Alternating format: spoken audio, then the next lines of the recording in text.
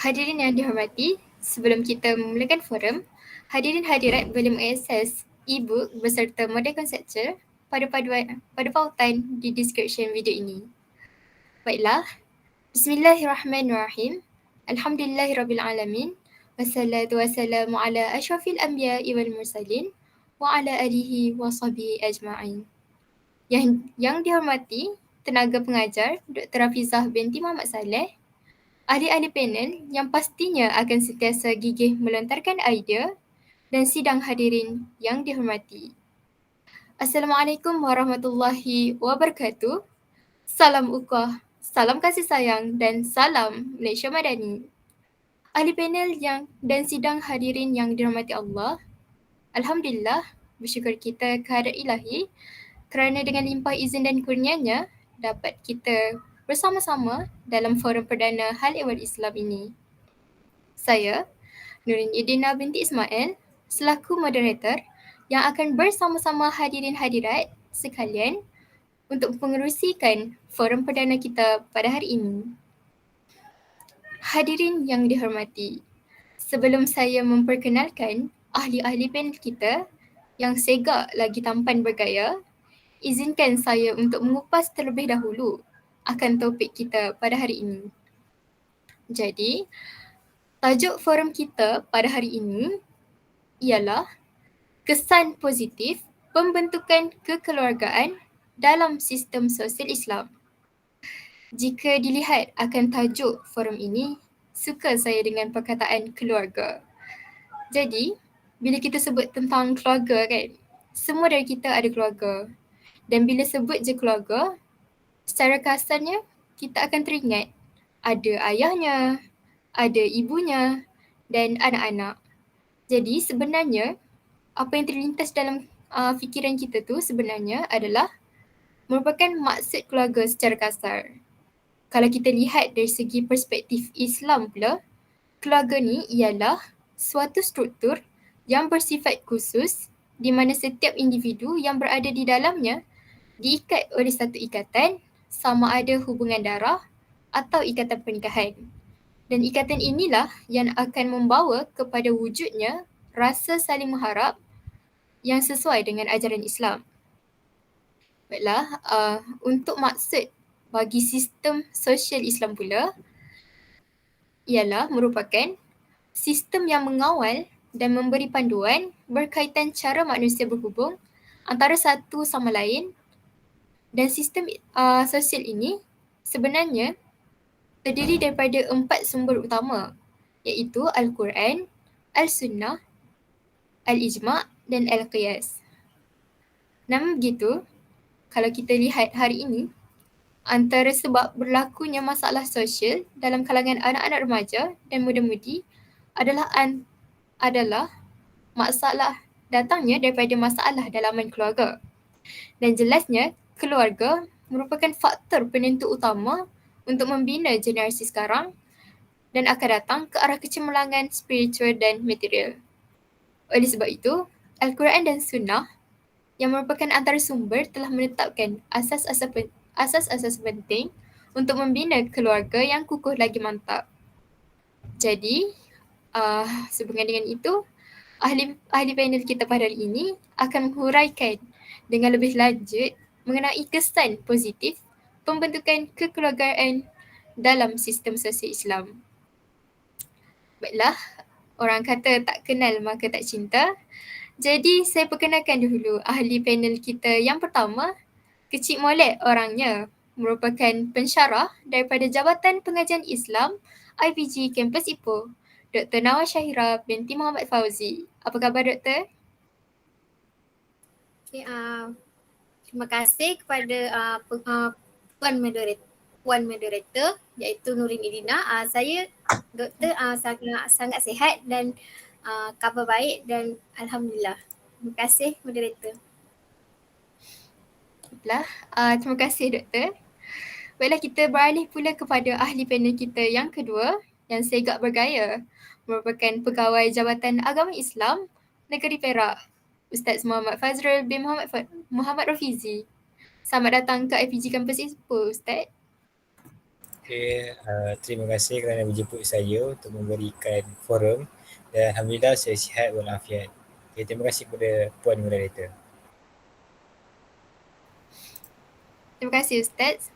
Maka selesailah perkenalan kita daripada kesemua ahli panel yang akan bersama dengan kita sepanjang siaran dan sebagai pembuka bicara forum kita.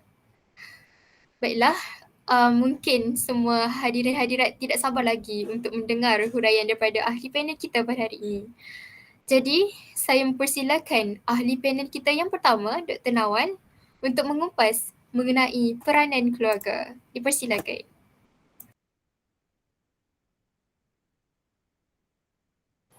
Okey.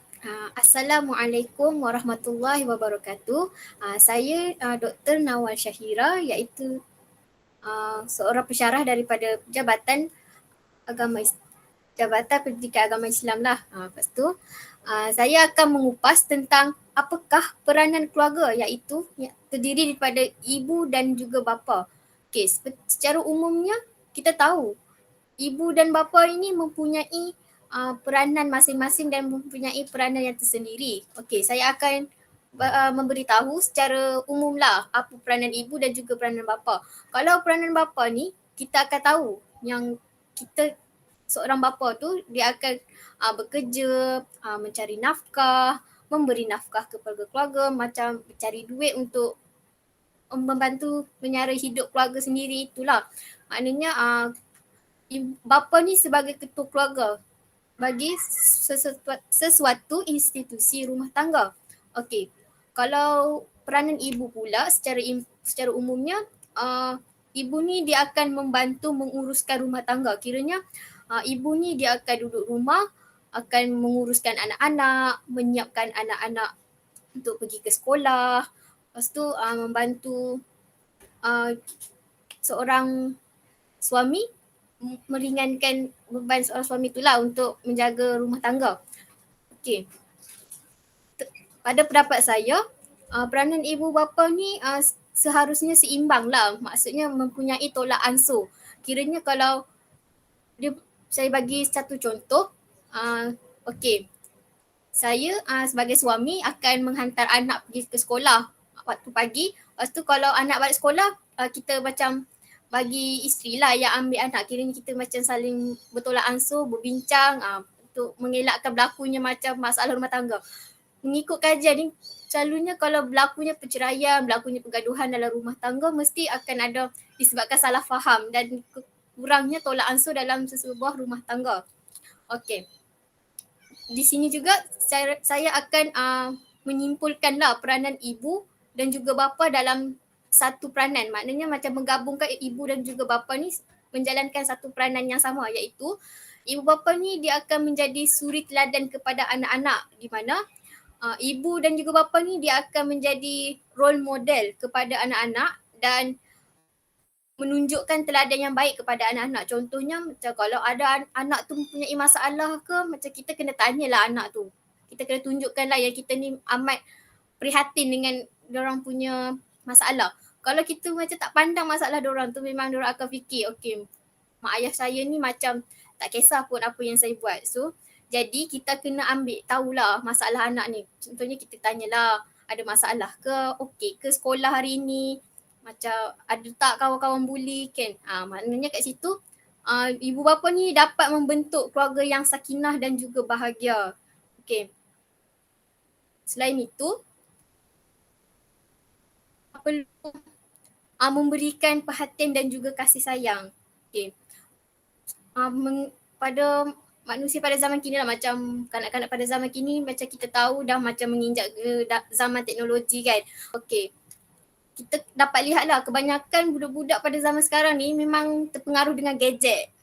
Macam ibu bapa ni macam, okey kalau kita bagi anak gadget, kita dapat pujuk diorang. Diorang akan diam, diorang akan jadi macam menjaga perangai. Tapi sebenarnya itu pun akan membawa kesan buruk pada masa akan datang. Jadi ibu bapa ni kena cari inisiatif dan juga mencari cara lah untuk memberikan perhatian dan juga kasih sayang, walaupun masing-masing mempunyai kejayaan masing-masing. Kita kiranya ayah ni ada kerja, mak ni ada kerja. Jadi kita ni tak seharusnya mengabaikan tanggungjawab kita sebagai seorang ibu bapa. Tapi kita kena usaha juga menjadi ibu bapa yang sangat baik. Okey, itu sahaja kupasan saya untuk mengenai peranan ibu bapa. Saya serahkan kepada saudari moderator. Baiklah, terima kasih Dr. Nawal kerana sudi menyuarakan pendapat sebentar tadi. Baiklah, jika kita lihat pula pada hubungan antara pembentukan kekeluargaan dengan sistem sosial Islam, dapat kita ambil apa yang diterangkan oleh teori ekologi di mana perkembangan individu daripada persekitaran yang terdekat dengannya sehingga dengan lebih besar. Dan teori ekologi ini juga menjelaskan bahawa keluarga merupakan salah satu sistem sosial yang kecil dengan nama mikrosistem yang melibatkan interaksi individu dengan orang terdekat seperti keluarga, rakan sebaya dan juga jiran.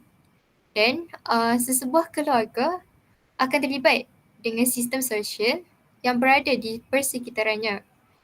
Dan hal ini kerana keluarga itu sendiri merupakan salah satu bentuk sistem sosial itu sendiri.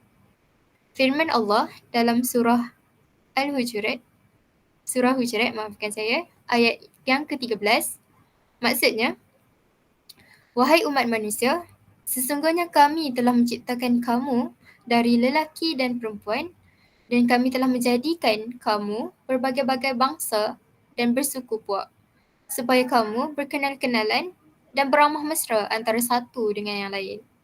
Sesungguhnya, semulia-mulia kamu di sisi Allah ialah orang yang lebih takwanya di antara kamu dan bukannya yang lebih keturunan atau bangsanya. Sesungguhnya Allah Maha mengetahui lagi Maha mendalam pengetahuannya akan keadaan dan amalan kamu. Jadi firman Allah ini menjelaskan bahawa kita mestilah bergaul antara satu sama lain khususnya dalam keluarga dan antara lelaki dan perempuan namun masih berlandaskan takwa. Seterusnya mungkin kita boleh mendengar penjelasan daripada ahli panel kita yang kedua iaitu Ustaz Fazrul mengenai kaedah pembentukan keluarga. Dipersilakan.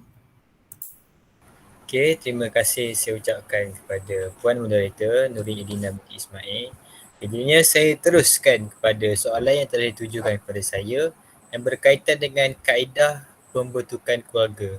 Okey, jadinya bila kita kan sebagai manusia kan kebanyakannya memang masyarakat sekarang ni kita semua nak berkeluarga, betul tak? Kalau kita dah besar, kita nak ada isteri, kita nak ada anak kan.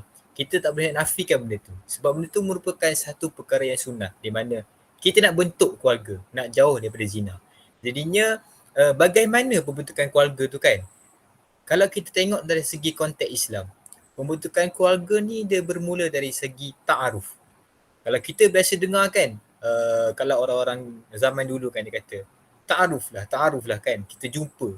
Jumpa dia, bukan jumpa dia secara berdua, tetapi kita jumpa mak ayah dia kan. Okay, saya mengambil ayat daripada Puan Moderator tadi kan, di mana dia kata daripada surah Al-Quran, ayat daripada Al-Quran, surah Al-Hujurat, iaitu ayat yang ke-13. Okay, iaitu a'udzubillahi minasyaitonirrajim. Ya ayuhan nasu inna khalaqnakum min zakarin wa unsa wa ja'alnakum syu'uban wa qabaila lita'arafu inna akramakum innallaha atqakum innallaha alimun khabir. Iaitu ya ayuhan nas, hai manusia, ya ayuhan nas inna khalaqnakum min zakarin wa unsa, sesungguhnya kami menciptakan kamu dari seorang laki-laki dan seorang perempuan dan menjadikan kamu berbangsa-berbangsa, bersuku-bersuku supaya kamu saling kenal mengenali. Sesungguhnya orang yang paling mulia di antara kamu di sisi Allah ialah orang yang paling takwa di antara kamu. Sesungguhnya Allah Maha mengetahui lagi Maha mengenal. Okay, dalam surah ini kan, dia menekankan di mana wahai manusia, Allah telah menciptakan kita ni bukan sahaja lelaki, bahkan perempuan, di mana kita perlu saling berkenal. Begitulah dalam konteks kekeluargaan. Okay, dalam keluarga kita ada suami dan isteri. Jadinya suami dan isteri tu dia merupakan lelaki dan perempuan, jantina yang berbeza. Jadinya di situlah berlakunya ta'aruf kan. Dalam konteks Islam, ta'aruf tu kita pergi kepada rumah. Contohnya kan, saya bagi satu contoh. Seorang lelaki ni, si Fulan ni, dia berminat dengan dia punya rakan sekerja ataupun dia ada minat kan seseorang perempuan. Jadinya bila kita berminat tu, dalam Islam ni, mudahnya kita ta'aruf kan. Cuma zaman sekarang ni, dia lebih kepada bila kita minat, kita mesej. Assalamualaikum, hai awak single ke? Dan tu orang kata itulah menyebabnya berlakunya zina tu. Jadinya lebih bagusnya kita ta'aruf, kita mesej dia, kita cakap secara saya berkenan dengan awak kan, saya nak lebih ke depan, iaitu bernikah, berkahwin. Kita jumpa mak ayah dia, kita borak dengan mak ayah dia, kita bincang, okay, Assalamualaikum cik, saya berkenan ni. Lepas tu kita cakap lah, saya memang bersungguh nak menghalalkan anak encik kan. Itulah pentingnya ta'aruf itu dalam Islam. Kita nak tahu latar belakang keluarga dia macam mana, orang dia macam mana kan, mak ayah dia macam mana. Kita ta'aruf dia, kita kenal mengenali dulu satu sama lain. Lepas tu bila kita sudah kenal mengenali kan, kita berbincang, bincang, seterusnya pergi kepada yang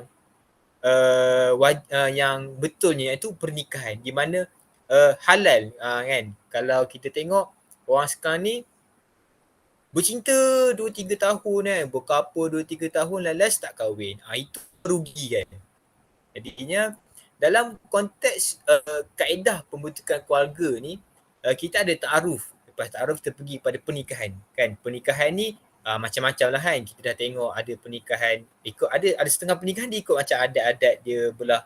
Contoh macam belah Johor kan, negeri Sembilan ada adat lain. Tapi yang penting pernikahan tu penting untuk kita menghalalkan si isteri kita kan. Kita nak jauh daripada zina, jauh daripada buat maksiat, kita terus kahwin.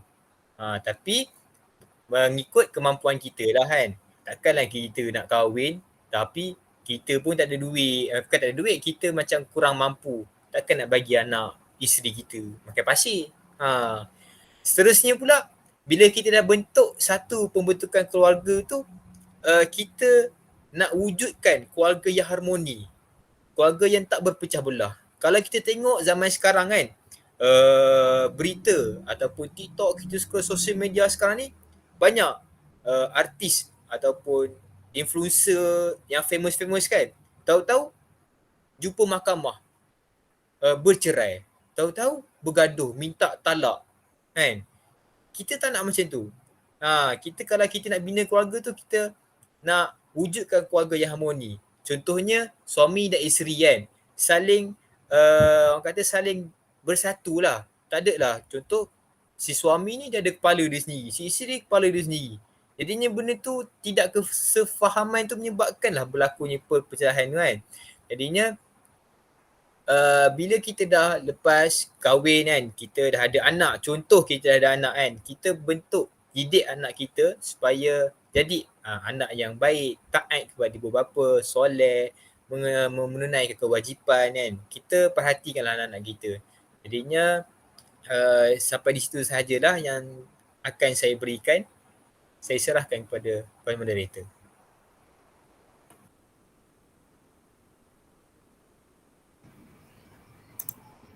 Baiklah, terima kasih kepada Ustaz Fazrul atas ulasan yang cukup bernas saya kira sebentar tadi. Suka saya dengan perkataan ta'aruf tu kan. Islam dah ajar benda yang betul kan. Tapi kalau kita tak ikut, nanti dia akan memudaratkan kita bila kita pilih jalan berkapal, yang mana dia akan menjurus kepada ke arah penzinaan kan. Baiklah, seterusnya boleh kita dengar pula apa pandangan Dr. Nawal mengenai kesan positif pembentukan kekeluargaan dalam sistem sosial Islam.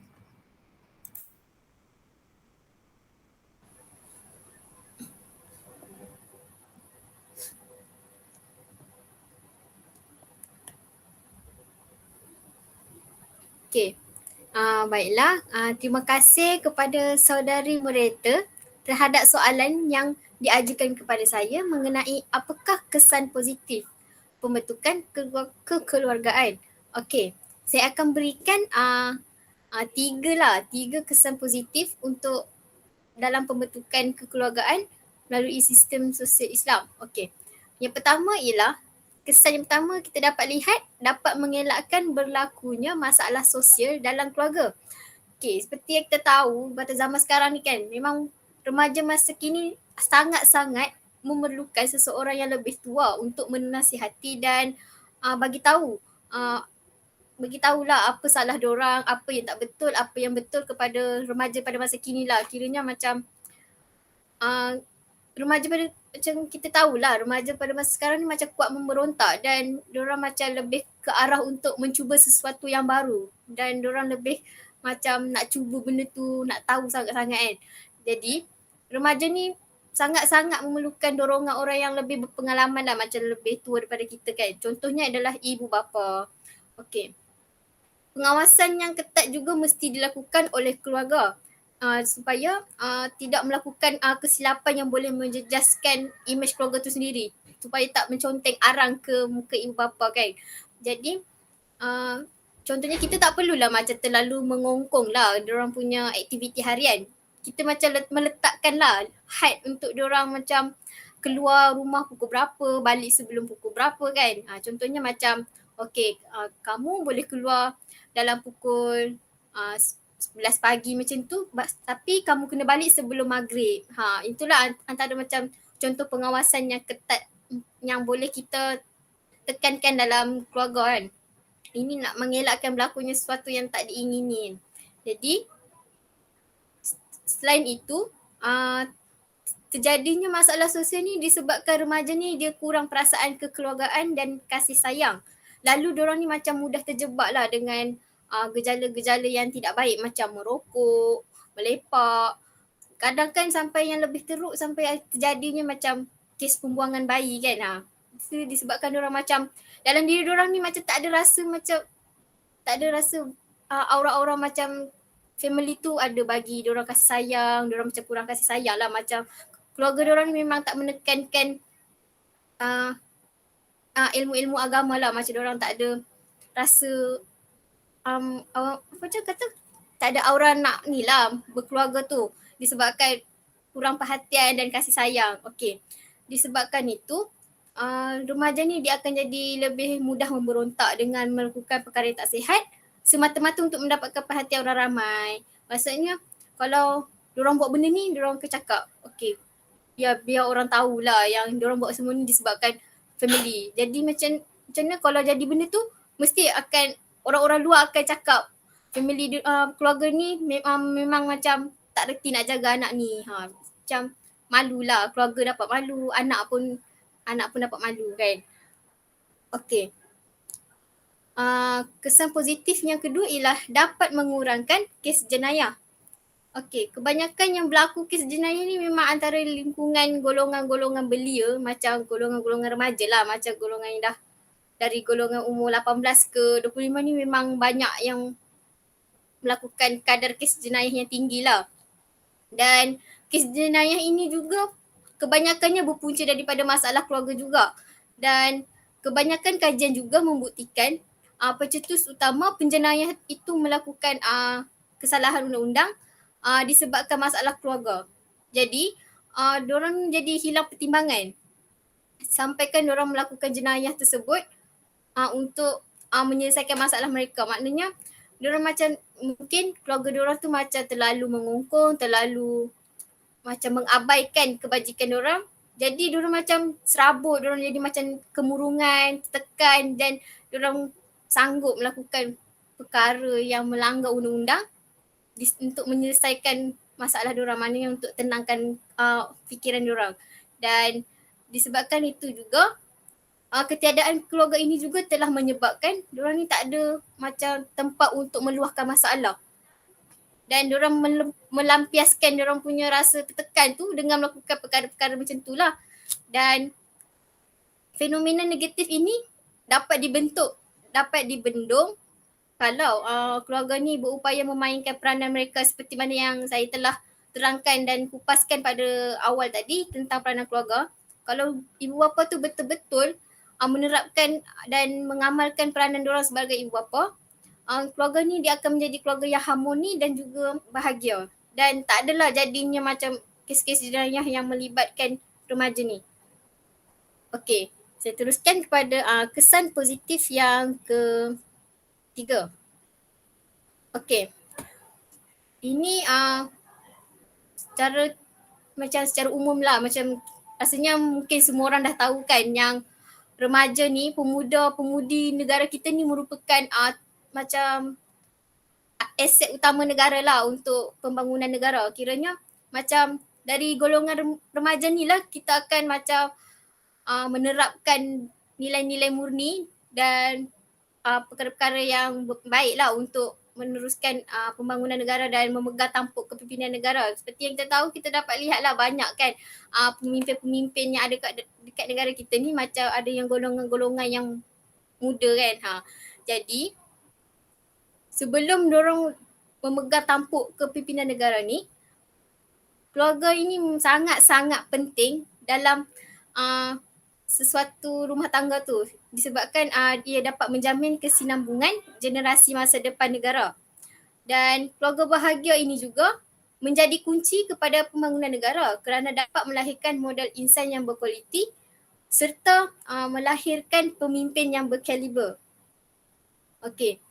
Dan disebabkan itu juga ibu bapa ini perlu memastikan anak-anak ni diberi pendidikan yang sempurna dan sebaik mungkin. Maksudnya pendidikan ni memang sangat penting lah, walaupun sekecil-kecil macam kita tengok benda ni macam alah benda ni nampak biasa je kan, tapi benda tu lah yang akan membawa kita kepada masa depan. Maknanya ilmu yang kecil-kecil tu lah yang akan macam membantu kita pada masa akan datang dan membantu kita untuk membangunkan negara.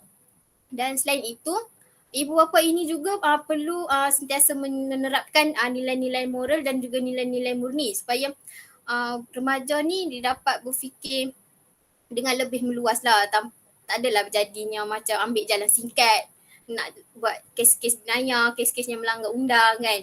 Okay. Kat sini kita boleh nampak lah kemenjadian seseorang remaja tu dia datang daripada keluarga yang baik, datang pada keluarga yang sangat-sangat menekankan nilai-nilai agama, menekankan nilai-nilai murni dalam sesuatu institusi keluarga. Okay. Saya rasa itu sahaja daripada saya tentang kesan positif pembentukan kekeluargaan. Saya serahkan kembali kepada saudari moderator Nurin Irina.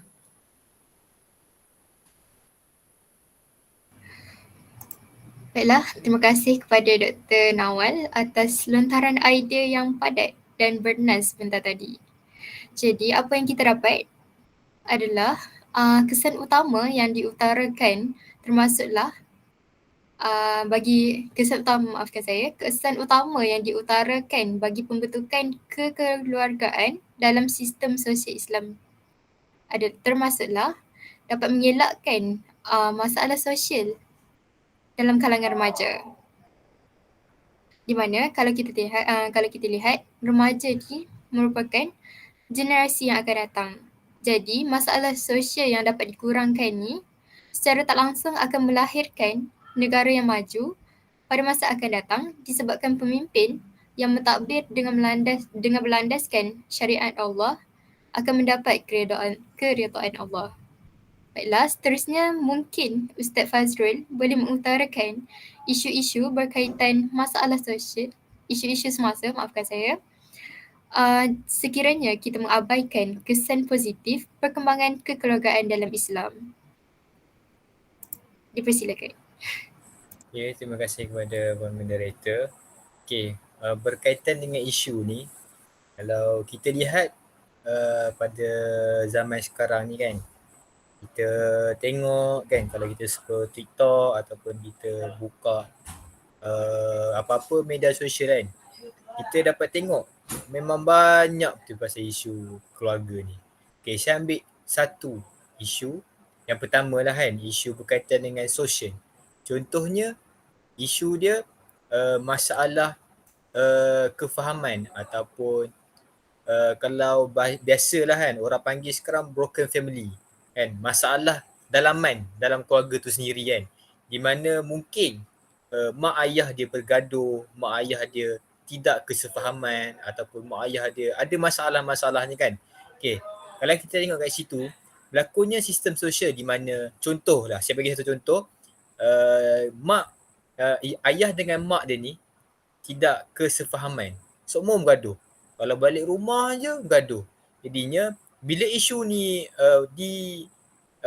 bila isu ni terjadi kan, dia memberi kesan kepada keluarga itu sendiri, dan sekiranya keluarga itu ada anak, dia memberi kesan juga kepada anak tu sendiri.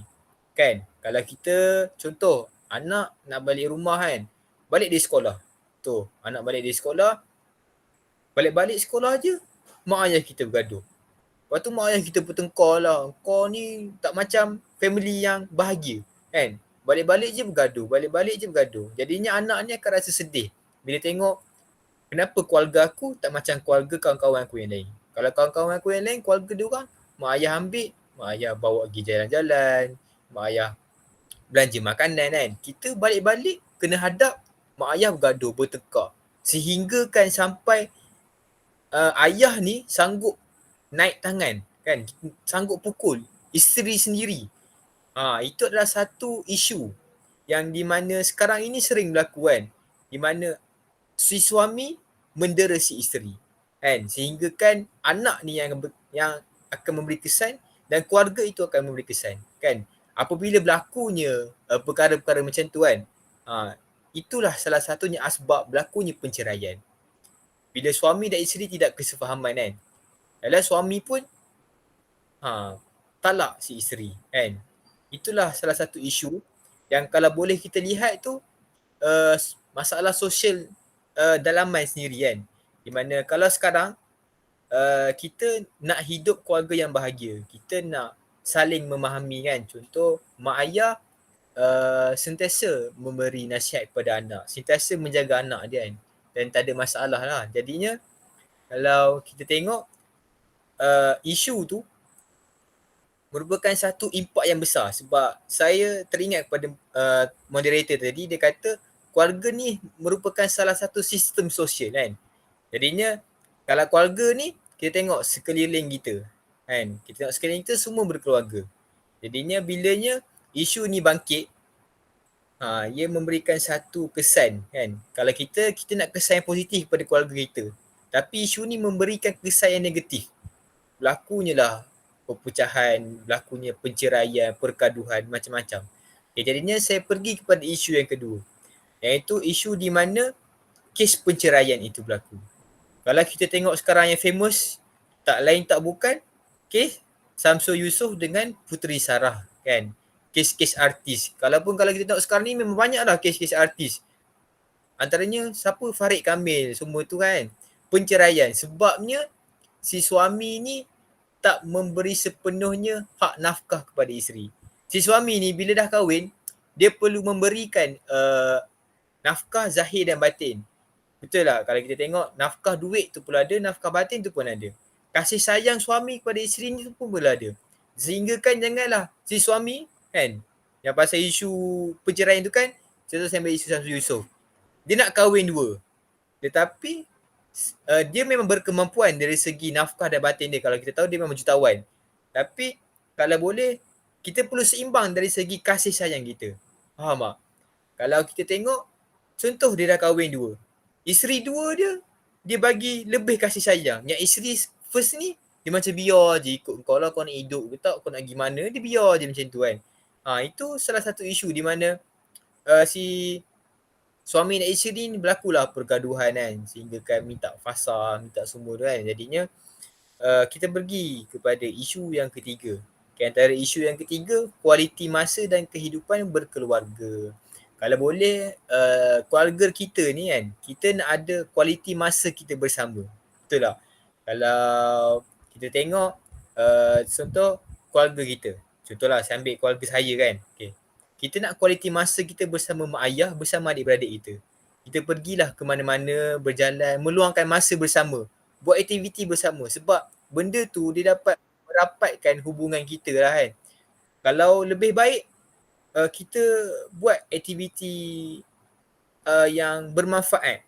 Contohnya solat berjemaah. Solat berjemaah bersama keluarga.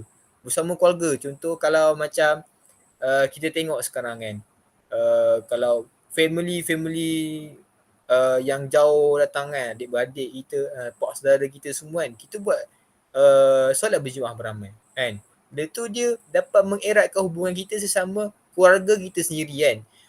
Mak ayah kita memberi dia beri perhatian kepada kita kan. Dia tidak membiarkan anak kita ni tanpa kasih sayang. Kalau kita tengok sekarang ni, kan zaman sekarang ni kan moden kan. Budak sekarang ni pun dah tertaksub dengan apa tu, teknologi sekarang kan. Telefon, semua main game, semua macam-macam lah kan diorang sekarang ni kan. Sehingga kan kualiti masa dengan keluarga tu tak ada kan. Kalau kita tengok sekarang, saya ada baca satu Twitter kan, di mana ada orang komen, dia kata zaman sekarang ni tak sama dengan zaman dulu. Kalau kita balik kampung kan, kita mesti nak bermain dengan kita punya saudara mara. Macam telefon tu ke tepi.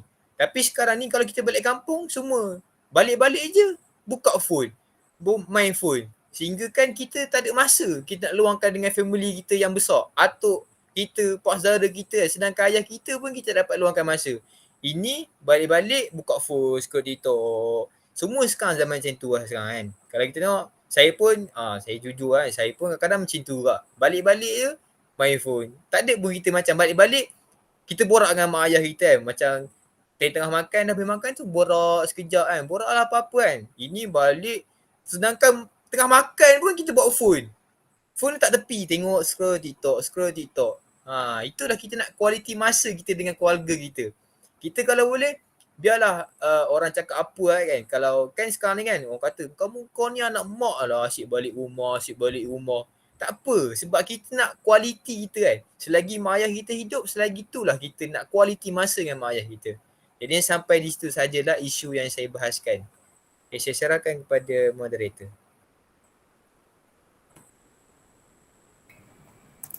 Baiklah, terima kasih kepada Ustaz Fazrul dan juga Dr. Nawal atas perkongsian dan pandangan yang mantap dan amat bermanfaat bagi kita semua. Jadi saya kira forum kita sudah sampai ke penghujungnya dan secara keseluruhannya dapat kita simpulkan bahawa sebagai seorang Muslim, kita mestilah mengamalkan kekeluargaan Islam dalam kehidupan seharian disebabkan Islam merupakan agama yang benar dan betapa pentingnya untuk kita patuh akan dalil yang telah ditetapkan kepada kita sebagai khalifah untuk memakmurkan bumi ini. Dan pengamalan kekeluargaan Islam dalam sistem sosial ini akan melahirkan individu yang penuh dengan adab dan panduan pergaulan bagi mewujudkan suasana bahagia, sejahtera dan selamat dalam bermasyarakat. Jadi saya akhiri forum ini dengan serangkap pantun. Bunga dedap di atas para, anak dusun pasang pelita. Andai tersilap tutur bicara, jari disusun maaf dipinta. Sekian, wabillahi taufiq wal hidayah. Wassalamualaikum warahmatullahi wabarakatuh.